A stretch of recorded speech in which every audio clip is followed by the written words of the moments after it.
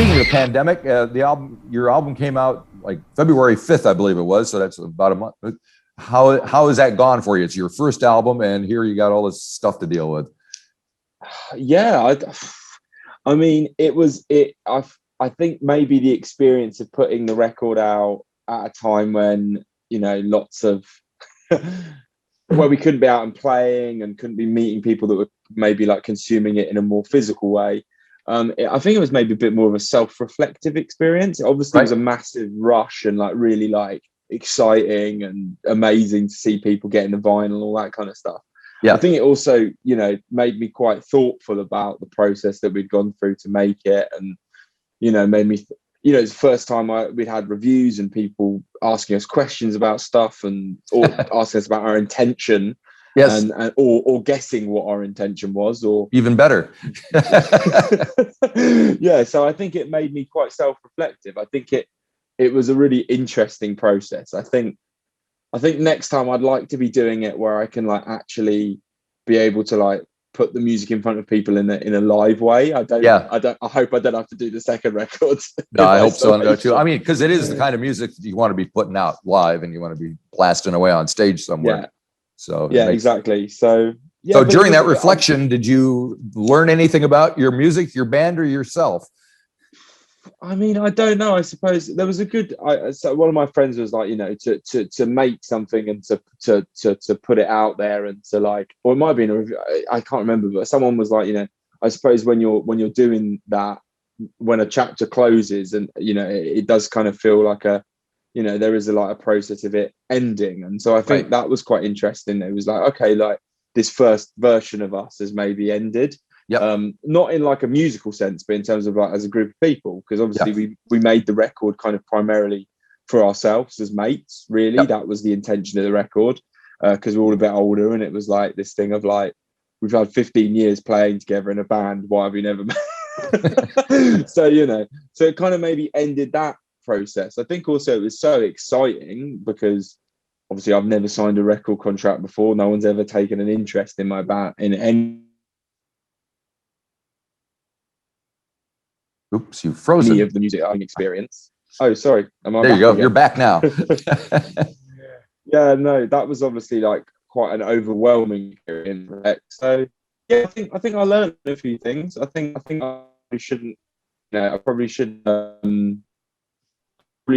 kind of worry too much. Very good. Well, worrying is not gonna doesn't usually help anyway. Positive. Yeah. And of course, I'm sure everyone has noted the fact that you have a song on the album called "Journal of a Plague Year." But based on the fact that we're kind of in the middle of that indeed plague year, when was the song written and why was it written? It was actually written before any of this happened. This was the thing that was weird about it, is Alex read the book The Journal of the Plague Year by Daniel Defoe, which I think it's like a 16th century account of the plague in, I think, 15th century London. And he was like, he'd written this set of lyrics, and we were kind of toying around with this idea of like, a lot of the record is about London, about our city and our relationship to it. So it was like this kind of like psycho-geographical kind of historical exercise of like, what happened if we transposed this and it happened now? And we did it. We wrote the song, and then like 4 months later, it happened. Yeah, right. And actually, it was a really weird situation for us, because I've spoken about it a bit before. I certainly found it like very uneasy whether or not we should include that song on the record, mainly from a point of like, we didn't want it to feel like we were being glib or making light of a situation that's been so horrific for so many people.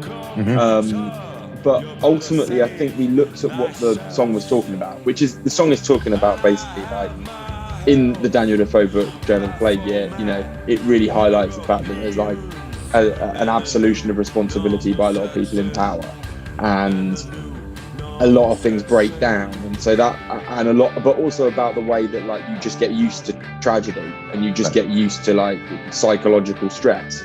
So when we looked at kind of what the song was doing, and I suppose what we were feeling, and maybe we thought okay, it chimes and there's some parallels there.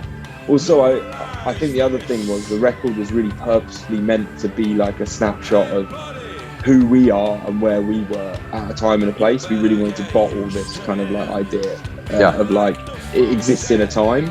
And I'm kind of not fussed if it dates or if it means it kind of like makes it like a bit of a relic, because my favorite records often do that. They transport me somewhere. Yeah. So we put it on the record, but yeah, it was a weird one, man. It was like it's gonna, like, we're never gonna use history ever again. Just messing. It's too dangerous. Yeah, it's like we're never gonna. That's not gonna be a thing that we do. Oh man, yeah. Well, that's understandable. And you kind of alluded to the fact that the band has been around for a while in one form or another, but you're only just now getting the opportunity to make your first record. So for folks who aren't familiar, just give us a brief little history encapsulated in TV Priest.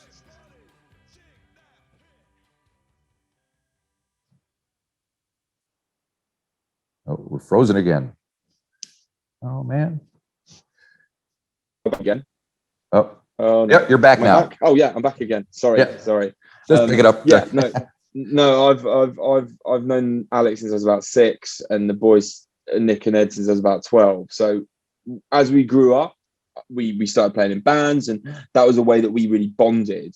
Right. So we were always playing in bands, probably since about the age of 15, playing this kind of music with slight diversions into like, maybe we could be a prog band because we listened to a King Crimson record, and then realizing that was not as close as it came.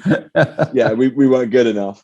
But on and off playing this kind of music, and we kind of played pretty religiously for a long time, and then I suppose in our mid-20s, we're a bit older now, we're in our 30s, 32, 33.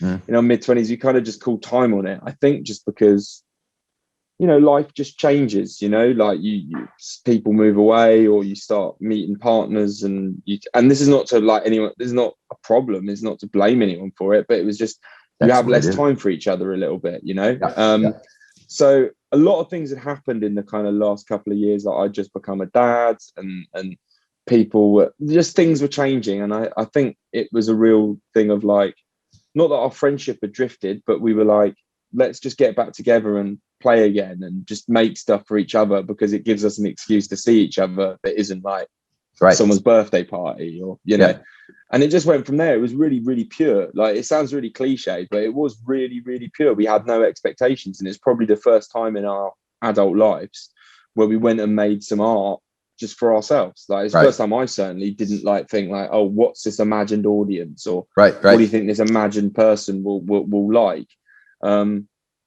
Just trying to be true to kind of the things that we love.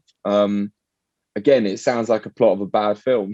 But it's interesting because you just may have been waiting for your time to come, as far as the public being interested, because that your sound is kind of happening now in certain, you get compared, I think, to idols apparently every once in a while, and there's Sleaford Mods and all that. So do you feel like you're part of something? Yeah, I mean, I think I would be like lying if I didn't say that. Like, I think there's probably a reason why, like you say, our music has come, like, there's been a long time we've played this kind of stuff, no one's been interested, and there's some incredible people that have come before us in the last couple of years that have kind of opened the door into that world, where suddenly people are like, oh, there is all this like amazing community of people that are still interested in this stuff, I think I and my friends always knew that it was there, but maybe it just took a couple of people, it's a trend or whatever. Being part of something, then yes, I definitely feel that there's this, and maybe that's down to like socioeconomic issues or political issues, or there's maybe a reason why people are using the post-punk toolbox again, because it offers us certain things or certain ways of acting or being. So yeah, but then it's also weird because we are just a bunch of old blokes that made a record for each other,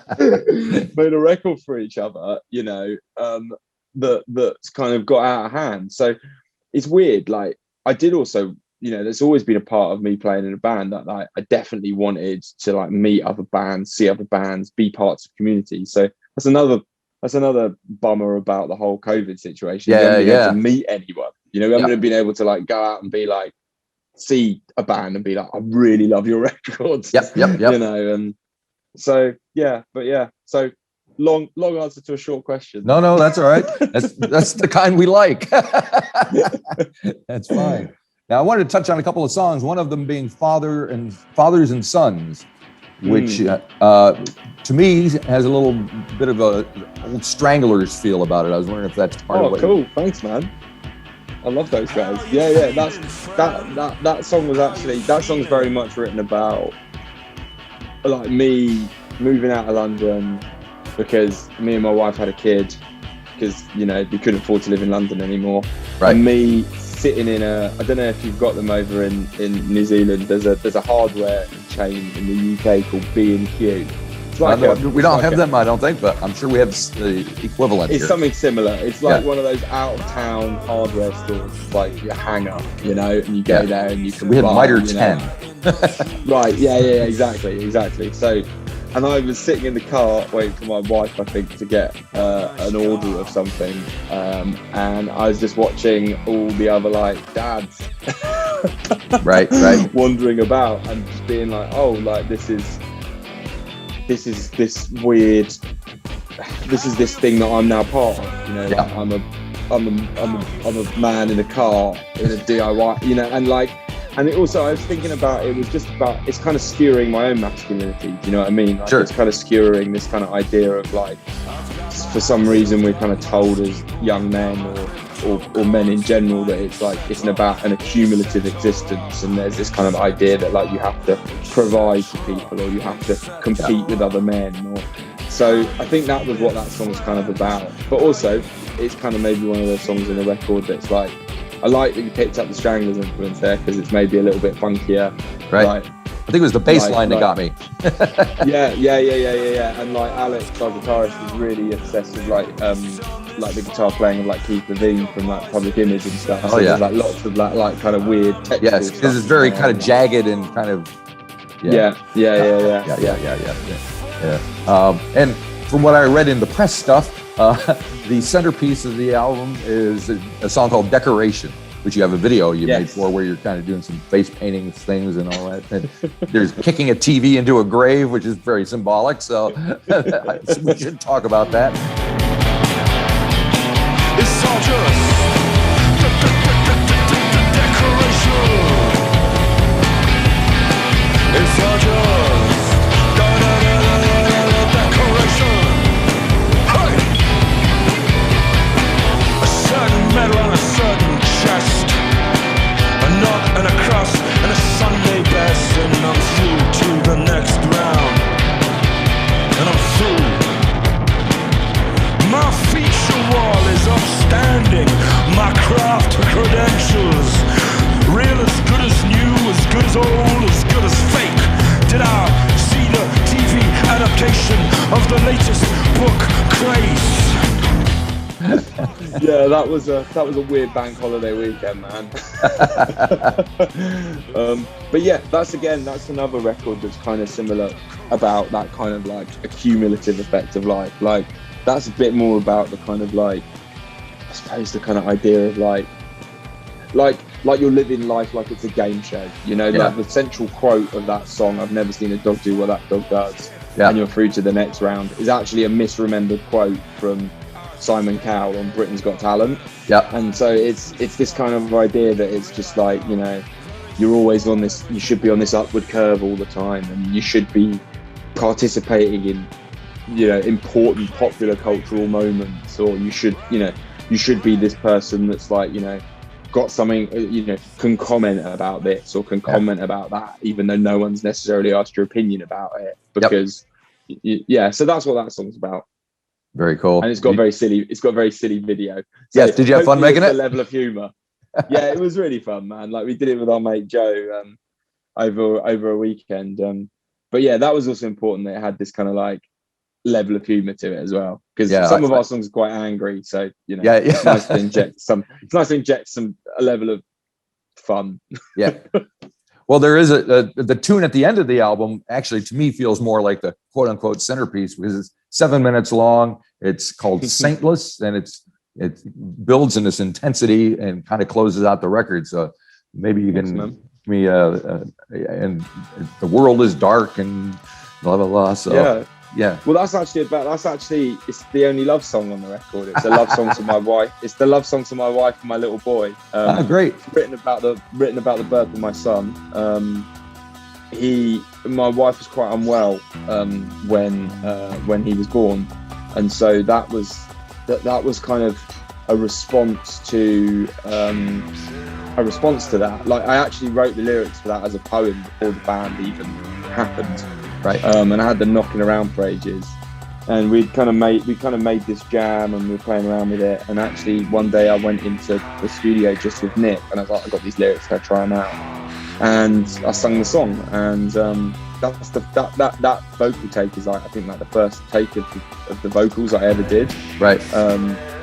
And it's quite exposed. Like the vocals are quite exposed. They're maybe the most emotive on the record, and I really worried about putting it on the record for quite a long time.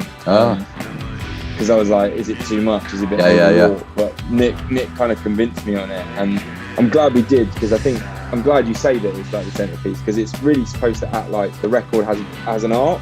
Yeah. So we start in a place which is quite angry and kind of quite frustrated, but by the end, that song is supposed to offer hope. You know, it's supposed to offer like a level of like, it's supposed to be the coda to the rest of the record. That, like, you know. Gotcha. And there's some kind of like, I don't know what you did, treated guitar in the intro of the thing. What does that sound? Yeah, that's like a weird, like acoustic kind of like, I think it's like an acoustic. No, that's what it is. It's an electric guitar, but we didn't plug it in. We recorded the sound of it on the pickup. So we put a contact mic like right by it. Oh, right. So it sounds like this weird like acoustic guitar going like. Yep. That's Nick though. Like, we're very lucky. Like, Nick, our bassist, like produces everything. So the whole record is completely self-produced. So, I didn't know. Oh, that's pretty cool. So how did that? So when you do that, and your bass player is your producer. And he's not the guy who's written the songs, probably, for the most part, I assume, especially the lyrics and all that. So do you guys talk about who's doing what openly when you're in the studio, or is it kind of a natural process? We all have our own roles, and actually, I would say Nick does write a lot of the like music. Yeah. So like, I'd say the two primary music makers would be like Nick and Alex, right? In terms of like, generating demos, but Ed also does that, our drummer as well. He's amazing at like sampling and electronic elements, and then I write a vast majority of the lyrics, but Alex also contributes lyrics as well. But yeah, how we start making work is we start in usually with like a really, really scrappy demo that like maybe Nick or Ed or Alex has made. We take that to our practice room, we jam it for like hours, record the jam, but then the nature of how we made this record, we wanted it to sound really live, but we couldn't afford to. We rented like a tiny box studio. I mean, tiny. It was like maybe like 4 meters by 4 meters squared with a control room on the side. It was so small, but we wanted it to sound like a live record. So the whole process was Nick trying to push us to, but like injecting weird production elements to try and make it sound like we were like 4 people. Yeah. A lot of the time we were 4 people like crammed in a really small room. But yeah, like the production process, like Nick is an absolute wizard, and he just, there's actually a lot more stuff I think going on the record than people like maybe pick up. Like, a lot of the drums are actually like there's loads of live drums, but there's loads of secret sequencing and drum machine stuff going on in the background. There's sampling, there's synthesizers. There's a lot more than maybe meets the eye at first. Gotcha. Now, one last song that I should mention or talk about, because I've been watching The Crown, is This Island, which there's an animated video for as well.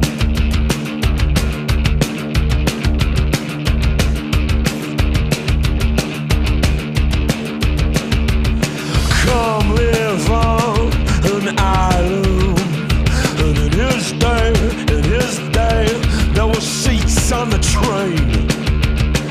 You'd like to build a new island, push it out, float along, singing all your useless songs.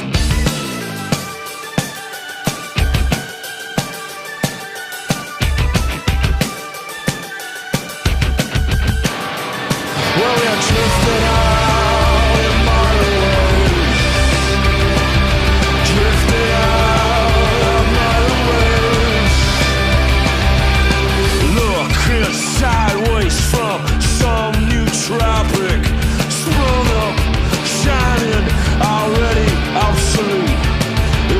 sunset to remember. As you cross the straits of Dover, you laughing and waving. Yeah. Seems to be kind of commenting on the state of your country, or is that what's happening? Yeah, The it's monarchy? very much so.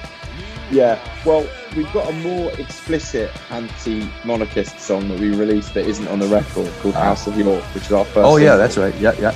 Yeah, which is about how much I do not like the monarchy. But That was your first single, wasn't it? Yeah. But that's a different discussion. That's a song.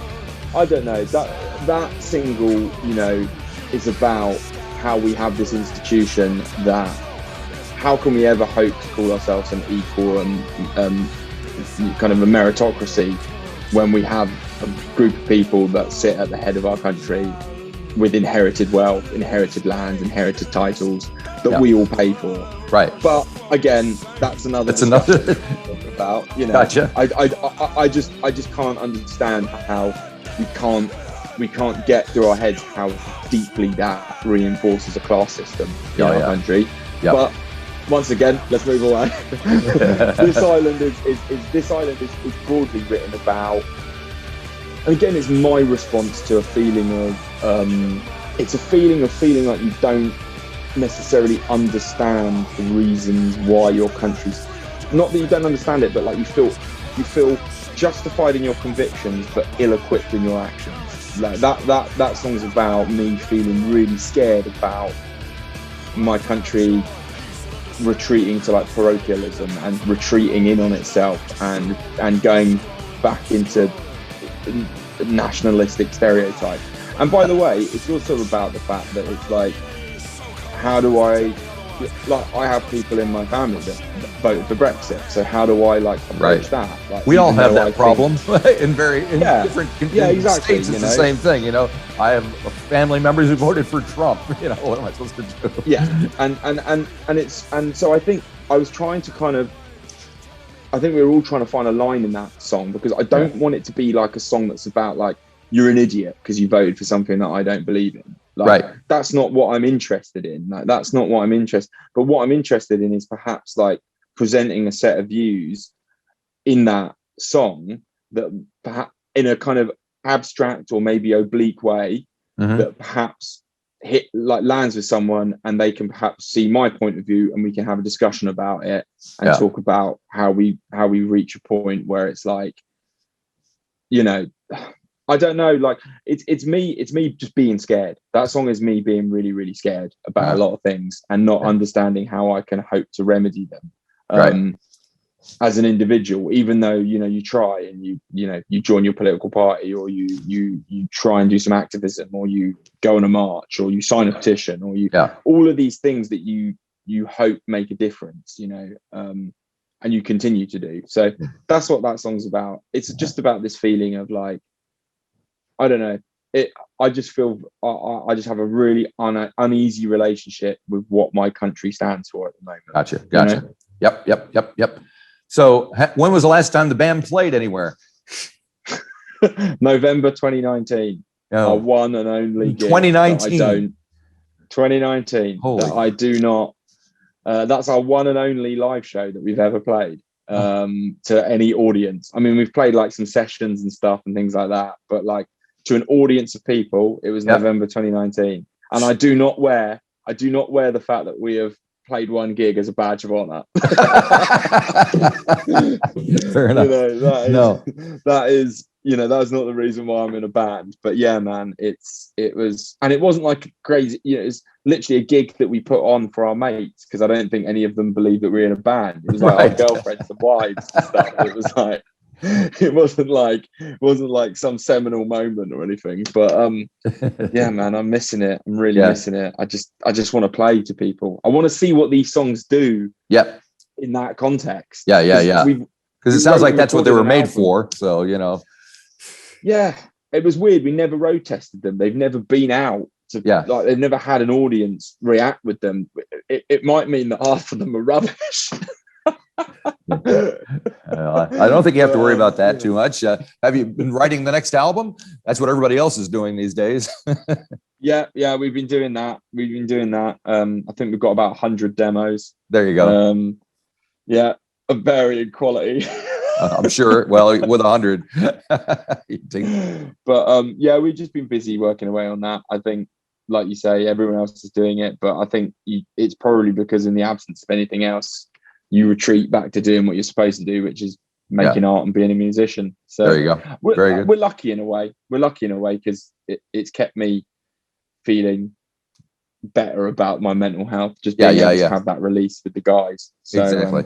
I'm very lucky about that. Yeah. Well, hopefully you can come down here and play once things open up again, if they ever do. Man, I'd love that. I hear that you guys have actually got gig. You could go to a gig if you want. I'm going out tonight.